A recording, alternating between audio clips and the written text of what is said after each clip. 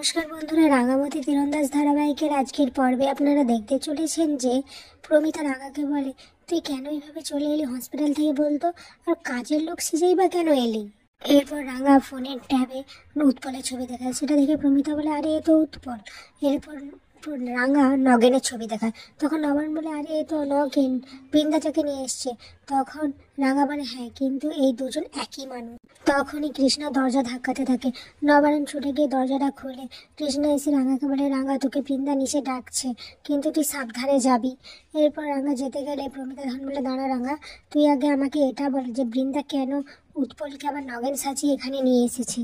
রাঙা তখন বলে, জানি না রে, ওটাই বুঝতে পারছি না, কিন্তু এই সত্যনারায়ণ পুজোতে কিছু একটা ঘটতে চলেছে। নবায়ন তখন বলে, হ্যাঁ ওই জন্যই মনে হয় বৃন্দার এত আকুল হয়ে উঠেছে কিভাবে সত্যনারায়ণ পুজো করানো যায়। তখন রাঙা বলে, হ্যাঁ তোরা শুধু আমাকে এখানে থাকতে দে, তারপর দেখ আমি কি করি। প্রমিতা তো নবায়নকে বলেই দেয়, বৃন্দাকে হাতে নাতে ধরার পর আমি কিন্তু এই বাড়ি থেকে ওকে বের করে দেবো। নবায়ন তখন বলে, হ্যাঁ আগে ওকে হাতে নাতে ধরি, তারপরে এসব কথা। অপরদিকে আহিরি তোর বন্ধুদের সাথে চলে যায় পার্টি করার জন্য সেজে গুজে। এরপর আহিরি সবাইকে বলে দেয় যে প্লিজ তোরা কেউ কিন্তু এই রাতে পার্টি করার ছবিগুলো সোশ্যাল মিডিয়াতে আপলোড করিস না, তোরা তো জানিস এগুলো এসব পছন্দ করে না। আর আমি আজকে ওকে বলেছি আমি খুব টায়ার্ড, আমি ঘুমিয়ে পড়বো, তাই কাল কথা হবে, তাই প্লিজ তোরা কেউ সোশ্যাল মিডিয়াতে এই ছবিগুলো আপলোড করবি না। অন্যদিকে অঙ্কুর আর একলব্য তো হসপিটাল থেকে বেরিয়ে পড়ে। অঙ্কুর একলব্যকে বলে, আচ্ছা রাঙা বাড়িতেই যদি আসলো তাহলে কাজের লোক সেজে কেন আসলো। একলব্য তখন বলে, আমিও কিছু বুঝতে পারছি না অঙ্কুরদা।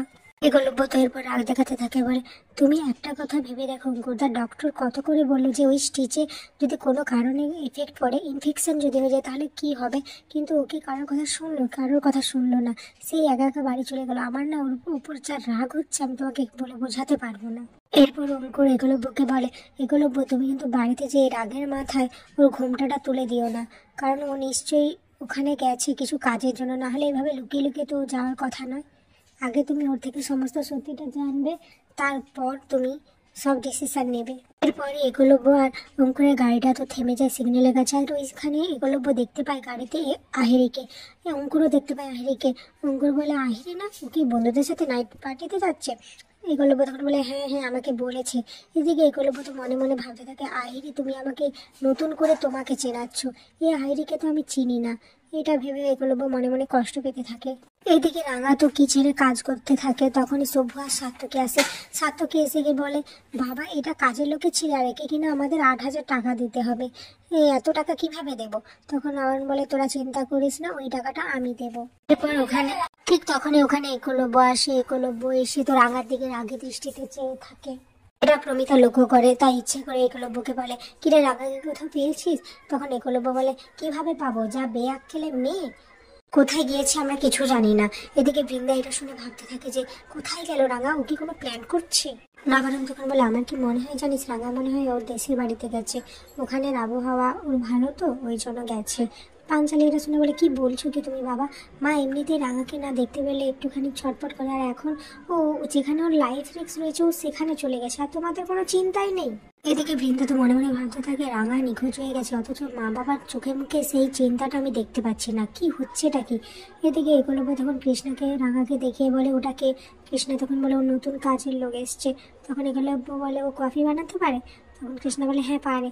তখন একলব্য বলে, ঠিক আছে তাহলে ওকে আমার রুমে কফি দিয়ে আসতে বলো।